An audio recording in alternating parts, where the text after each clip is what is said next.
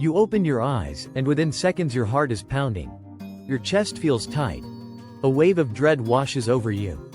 You haven't even gotten out of bed yet, but your brain is already racing with worst-case scenarios. Bills, mistakes, things that might go wrong. You ask yourself, why am I panicking? Nothing has even happened yet. You are not broken. It is not all in your head, it is biology. Before we explore the biology of your nervous system, I need to be clear. This video is for educational purposes only, and this is not a substitute for professional medical advice or therapy. I want you to hear two things right now. First, you didn't do anything wrong to deserve this. Second, the racing heart, the tightness, the urgency you feel the moment you wake up are explainable. They come from a set of biological systems that are trying, in their own way, to keep you safe. Scientists call a key part of this morning surge the cortisol awakening response, or CAR. In healthy biology, cortisol rises in the first 30 to 45 minutes after waking to help you move from sleep to alertness, gently nudging the body awake. But for many people who live with chronic stress or anxiety, that system becomes hypersensitive. The moment light hits your retina or your mind registers awake, your brain sometimes treats waking as a threat. That's when the HPA axis, the hypothalamus, pituitary, adrenal network, can overreact.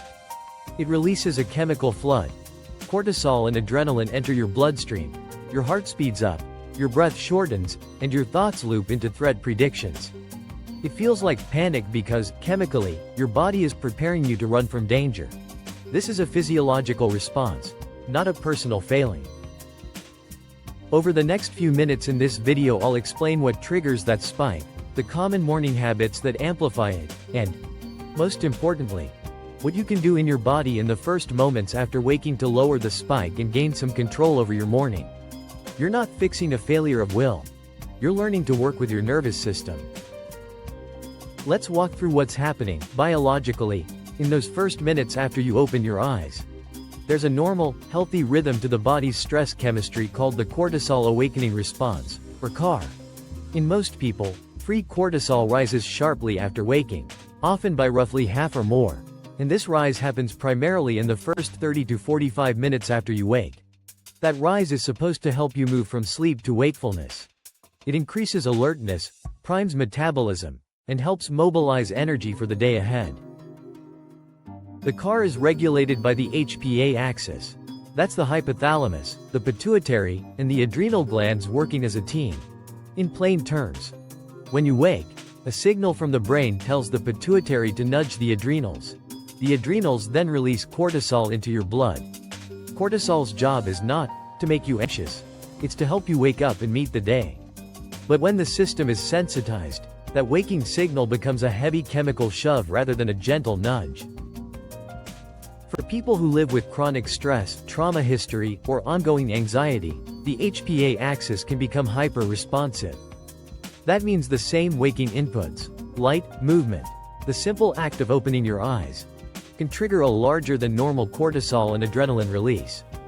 Instead of a slow wakefulness curve, you get a sharp chemical spike that feels like an emergency. That spike is what your body interprets as, you must move, now, hence the racing heart and urgent, catastrophic thoughts. Light plays an important role here. Specialized cells in your retina send timing signals to the brain's circadian master clock, the suprachiasmatic nucleus, or SCN. The SCN helps coordinate the timing of cortisol release, and through neural pathways it can influence the adrenal gland's readiness to secrete cortisol. Practically, that means morning light, and how your brain interprets the transition from sleep to wake, helps determine how big that initial cortisol burst will be. Cortisol doesn't act alone. When cortisol and the parallel sympathetic system release adrenaline, several downstream effects happen fast. Your heart rate rises, blood vessels constrict or shift blood distribution, breathing becomes shallower and faster, and the amygdala, the brain's quick threat detector, becomes more excitable. These are adaptive when you truly face danger, but when they occur the moment you wake, they feel like panic because your body is chemically preparing for fight or flight. Importantly, the chemistry produces the experience. It is not a moral failing. That scientific picture. A sensitized HPA axis and a light-triggered cortisol surge. Explains why your anxiety often peaks before you've had coffee, news, or even your feet on the floor. It's a reproducible biological phenomenon. Knowing this is useful because it shifts the problem from "you are failing" to "your nervous system is overreacting." And the good news is, nervous systems can be trained and supported. Over the next sections I'll show practical somatic tools and gentle biological strategies that directly target the physiology we just described. We've covered the biology. Now let's look at 3 very common morning habits that tend to amplify that initial cortisol and adrenaline surge. These aren't moral failures. They're behaviors that, by design or habit, signal your nervous system to escalate. I'll name each habit, explain why it worsens your morning chemistry, and offer a simple, immediate alternative you can try tomorrow morning. Mistake 1. The scroll of dread, reaching for your phone the moment you wake. The first thing many people do when they wake is reach for their phone, messages, news, social feeds. That immediate digital input loads your brain with potential stressors and novelty. The combination of alerting notifications, emotionally charged content, and the reward prediction loop of social media can spike arousal systems on top of your natural car. In other words, you already have a chemical wake-up happening, and the phone layers extra stimulation, cognitive threat appraisal, small doses of stress, and a dopamine-driven loop. Right on top of it. This amplifies heart rate, tightness, and anxious thinking. Instead, give yourself a 30 to 60 minute phone buffer. Start with a neutral, low-stimulus action. Open a window for light, sit up, place feet on the floor, and take 2 slow physiological sighs. We'll practice that later. That small delay reduces the layered stimulation when your HPA axis is at its most sensitive. Mistake 2. Lying in bed, fighting the feeling, the freeze that signals danger. The second mistake is staying motionless in bed while your body floods with alarm chemistry. Fighting the feelings by trying to will them away. From an evolutionary and neurobiological perspective, immobility can look like a freeze response, a state animals use when a predator is near. When you lie immobile and ruminate, your nervous system interprets stillness combined with internal threat signals as evidence of real danger. That attentive immobility sustains arousal and can prolong or deepen the morning spike. In short, staying stuck in bed tells your brain, threat present, and keeps the emergency systems turned on. A small action, feet on floor, sitting up, or shifting your posture, sends a different message to the nervous system. Movement reduces the predator-detected signal and begins the process of re-establishing safety. You don't need to solve your anxiety in that moment. You just need to provide evidence to your body that you are safe enough to move. Try placing your feet on the floor before you check anything and breathe for 30 to 60 seconds. Mistake 3. Coffee on an empty stomach, immediately. Coffee is a morning ritual for millions, and caffeine has well-documented effects on adrenal and HPA activity. Caffeine can increase cortisol secretion and make the body's stress response more pronounced, especially when consumed early and on an empty stomach. That can convert a normal wake-up cortisol rhythm into an amplified, jittery surge that feels like panic. For people whose HPA axis is sensitized, early caffeine often turns morning anxiety into a more visible physiological panic. Delay your caffeine by about 60 to 90 minutes if you can. If you need a ritual, try warm water with lemon or a small protein-rich snack first. Something that gives gentle metabolic input and reduces the adrenaline-amplifying effect of caffeine. If you can't delay, consider having your usual dose or switching to a lower caffeine option like tea while you stabilize other morning habits. These 3 habits, immediate phone use, staying motionless and ruminating, and early caffeine on an empty stomach, are often co-occurring. Taken together they can double or triple the physiological amplification of your car. The point is not perfection. It's small, early changes that reduce layered inputs to an already sensitized system. In the next chapter we'll practice specific somatic tools, simple breathing, light exposure, and movement, that directly interrupt these physiological cascades in the first moments after waking. We just mapped the biology, a sensitized HPA axis, a light-triggered cortisol surge, and an adrenaline hit that looks chemically identical to danger. The good news: your nervous system responds reliably to very simple, low-effort signals. Over the next 4 minutes I'll guide you through 3 somatic tools that directly target the physiology we discussed. Use them in sequence when you wake. They're short, science-based, and meant to be repeated until your body learns a new pattern. Tool 1. The physiological sigh. 2 inhales, a long exhale. The physiological sigh is a clinical breathing tool that reliably lowers autonomic arousal within seconds. It's simple and safe. Take 1 full deep inhale through your nose. Immediately add a second, smaller inhale, a quick top up. Then release a long, slow exhale through your mouth. Repeat this cycle 2 to 3 times. The double inhale increases lung volume and the long exhale engages the parasympathetic, rest and digest, pathways, which helps slow heart rate and reduce the sense of urgency. Evidence shows brief structured respiration like this reduces physiological arousal and improves mood in short sessions. Do it seated at the edge of the bed with your feet on the floor. Head upright. No deep abdominal strain. Just full, gentle inhales and long, unforced exhales. If your chest is tight, prioritize the long exhale. Let it be twice as long as each inhale. Why this works? The physiological sigh helps reset breathing chemistry. It reduces carbon dioxide and rebalances ventilation, and quickly engages vagal pathways that tone down the sympathetic surge. In short, it gives your heart and brain a clear bodily signal that the emergency is passing. Tool 2. Feet on the floor plus early morning light. 1 to 3 minutes of gentle exposure. Movement plus natural light is a biological 1-2 punch. Place your feet on the floor immediately when you wake, a simple motor signal that tells your brain you are mobile, not trapped. While sitting there, expose your eyes to natural morning light for about 1 to 3 minutes. Don't stare at the sun. Just allow light into your eyes. Early ocular light signals to the brain's circadian master clock and helps recalibrate the adrenal timing, which can blunt the size of the cortisol surge over those first wakeful minutes. Don't force anything dramatic. Sit, feel your feet on the ground, breathe gently, and let natural light enter your eyes.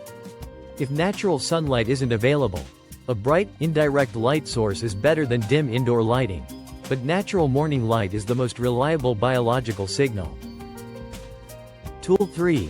Delay caffeine and AMP. Choose grounding first, 60 to 90 minutes when possible. Caffeine can amplify cortisol and sympathetic arousal, particularly when taken immediately upon waking and on an empty stomach. If you frequently wake with a racing heart, try delaying your main caffeine dose by about 60 to 90 minutes while you practice the breathing and light exposure. This reduces the chance of compounding a biological cortisol spike with a pharmacologic stimulant. That said, people vary. Caffeine's effects are individualized, and some benefit from a gentler option like tea or a small protein snack first. Evidence shows caffeine increases cortisol secretion under many conditions, so timing and dose matter. If you need a ritual, make it a calming one. Start with a glass of water, 2 physiological sighs, and a minute of light. After those 60 to 90 minutes, reassess how you feel. Then decide on your caffeine dose. Over days to weeks you may find you need less caffeine overall. Putting it together. A 90-second morning micro-routine. When you wake. 1. Sit up and place feet on the floor. 5 to 10 seconds. 2. Do 2 to 3 physiological sighs. 30 to 45 seconds. 3. Turn toward natural light and breathe gently for 60 to 90 seconds total. If you need caffeine, wait until at least 60 minutes after waking. Repeat this simple sequence the next morning. Consistency matters more than perfection. Over time your nervous system learns the new pattern and the morning spike may become less dramatic. These somatic strategies don't erase anxiety. They change the immediate bodily signals that create the experience of panic. They are small, repeatable acts that give your nervous system information. We are safe. It's okay to settle. Use them daily, and pair them with longer-term work, sleep hygiene, therapy, or medical support, when needed. If you have cardiovascular disease, respiratory conditions, or other medical concerns, check with a clinician before starting new breathing or exercise routines. Up to now we've focused on immediate somatic steps you can take in the first minutes after waking. Those are powerful. But when the HPA axis has been sensitized for months or years, short-term tools sometimes need biological support to lower the baseline reactivity. What I call a cortisol buffer. Adaptogenic botanicals can play that supporting role. They don't erase anxiety or cure your nervous system, but they can help blunt excessive morning cortisol responses so the somatic tools work more reliably. Several botanicals commonly used in adaptogenic formulas have human trial data showing modest but consistent reductions in physiological stress markers. For example, multiple randomized trials and meta-analyses report that ashwagandha, Withenia somnifera, is associated with lower perceived stress and reductions in morning cortisol compared with placebo. Doses in trials commonly ranged from roughly 125 to 600 mg per day over several weeks.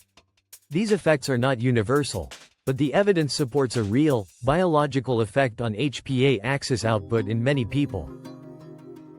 Other compounds commonly included for nervous system support include L-theanine, an amino acid found in tea that has human evidence for reducing heart rate and salivary cortisol in acute stress tasks, and lemon balm, Melissa officinalis, which has been shown in trials to reduce subjective anxiety and stress-related cortisol in certain contexts. Together, these ingredients can provide both immediate calming support, L-theanine, and modest cortisol blunting effects, lemon balm, ashwagandha, when used as part of a short-term protocol. For some people, a daily morning adaptogenic protocol, combined with the somatic routine we practiced, acts like a buffer that reduces the amplitude of the car enough that breathing, light exposure, and movement can retrain the system. If you're curious about a ready-made option, I'll link an adaptogenic formula in the description, for example, Cortisol AM. Remember, this is optional support, not a replacement for therapy, sleep hygiene, or medical treatment. Important: adaptogens are not magic. Their effects are typically modest and accumulate over days to weeks, not minutes. They are best used as part of a broader plan. Consistent morning somatic practice, sleep improvement, psychotherapy when needed, and medical review. Also be cautious if you take medications. Ashwagandha may interact with sedatives, thyroid medications, or immunomodulating drugs. Lemon balm can potentiate sedative effects. And any herb can have unexpected effects in pregnancy, breastfeeding, or autoimmune conditions. Always check with your prescribing clinician before starting a new supplement. If you choose to try an adaptogenic protocol, 1. Start with a single recommended dose in the morning alongside your somatic routine. 2. Monitor how you feel for 1 to 2 weeks. And 3. Reassess. Less may be more. If you notice marked fatigue, dizziness, or unexpected symptoms, discontinue and consult your clinician. The goal is to create a gentler baseline cortisol rhythm so your body can benefit from the behavioral practices you're already doing. In neurobiology, small, consistent supports add up. Somatic tools change the immediate signal. Adaptogens can lower the volume of that signal at the source. Used together, breathing, light, delayed caffeine, and, if appropriate, a carefully chosen adaptogenic protocol, they can make mornings feel less chemically hostile and more manageable. We'll close with one last grounding thought and the final medical reminder in the conclusion. Let's close with a simple truth. Your nervous system is trying to protect you. The racing heart, the tightness, the spiraling thoughts you feel the moment you wake are not evidence of weakness. They are the result of a biological process, the cortisol awakening response, acting on a sensitized HPA axis. Because this is biology, it responds to biological and behavioral signals. And that means there are practical, compassionate things you can do. Quick recap. 1. CAR explains why anxiety often peaks at awakening. 2. 3 common amplifiers are immediate phone use, lying frozen and ruminating, and early caffeine on an empty stomach. 3. In the first minutes after waking. 3 somatic actions, the physiological sigh, feet on the floor plus morning light, and delaying caffeine. reliably reduce the immediate chemical surge. 4. When appropriate, a short adaptogenic protocol can act as a modest biological cortisol buffer, making the somatic practices more effective over time. Start small. Try the 90-second micro-routine for a week. Sit up, 2 physiological sighs, 1 to 2 minutes of natural light, and delay caffeine if you can. Track how your mornings feel. Small, consistent signals teach your nervous system that mornings are not emergencies. If you'd like a ready-made support option to consider alongside these practices, I placed a link in the description to a cortisol balancing protocol, for example, Cortisol AM, which contains botanicals discussed in this video. Use supplements as an adjunct to the somatic routine, not as a shortcut. Talk with your clinician if you have medical conditions or take medications. You are not broken. Your nervous system is doing a job, sometimes too loudly, and with small, repeated signals, and careful biological support when appropriate, your mornings can become calmer, steadier, and more manageable. As a reminder, this video is for educational purposes only and is not a substitute for professional medical advice, diagnosis, or therapy. If your symptoms are severe, worsening, or you have thoughts of harming yourself, please contact a healthcare professional or local emergency services immediately.